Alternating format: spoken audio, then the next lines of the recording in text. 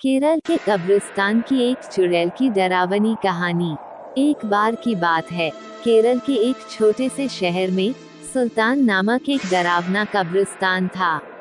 ऐसा कहा जाता था कि उस कब्रिस्तान में विभिन्न प्रकार के अलौकिक शक्तियां रहती थी।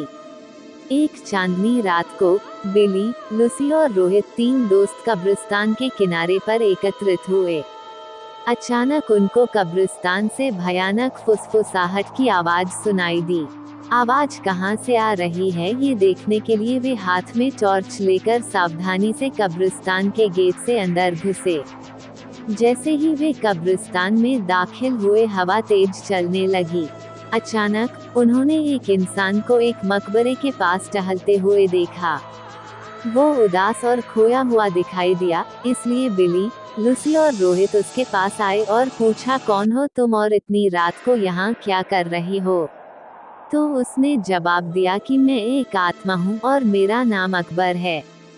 अकबर ने उन्हें उस भयानक अभिशाप के बारे में बताया जो इस कब्रिस्तान के सभी आत्माओं को परेशान करता था। हर रात एक प्राचीन चुड़ैल जागती थी और कब्रिस्तान पर जादू करती थी, और अकबर जैसी मासूम आत्माओं को अपने वश में कर लेती थी।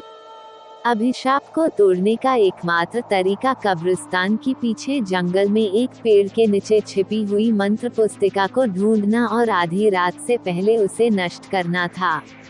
जादुई पुस्तक ढूंढने की दृढ़ संकल्प लेकर बहादुर तिकड़ी अपने मिशन पर निकल पड़ी। उन्होंने अंधेरे में मकबरों के बीच रास्ता खोजा जंगल में जाने के लिए, और इस बात का ध्यान रखा कि आराम करने वाली आत्माओं को परेशान न किया जाए। रास्ते में उन्हें बोन्स नामक एक शरारती छोटे कंकाल का सामना करना पड़ा, जो उन्हें जादू की किताब खोजने में मदद करने के लिए तैयार हो गया।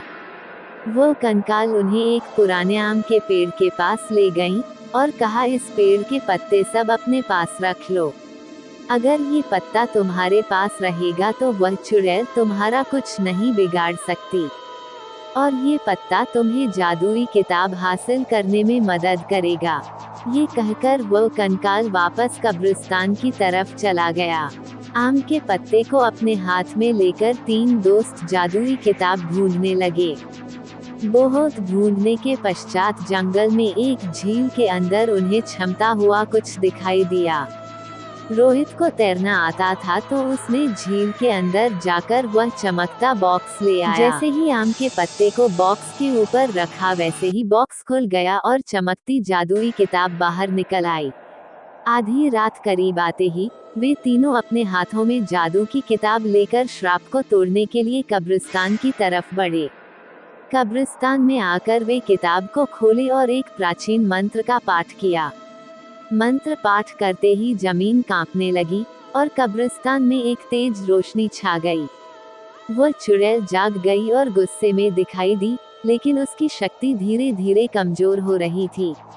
उसने बिली, लूसी और रोहित को जादुई किताब पढ़ने से रोकने के लिए अपनी जादुई शक्ति का प्रयोग किया, लेकिन उन तीनों पर कोई असर नहीं हुआ, क्योंकि तीनों के पास आम के पत्ते थे जो उनकी रक्षा कर रहे थे।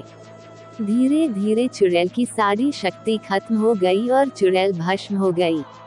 इस तरह बिली, लूसी और रोहित ने कब्रिस्तान में फंसी हुई आत्माओं को मुक्त किया और कब्रिस्तान में फिर से शांति छा गई।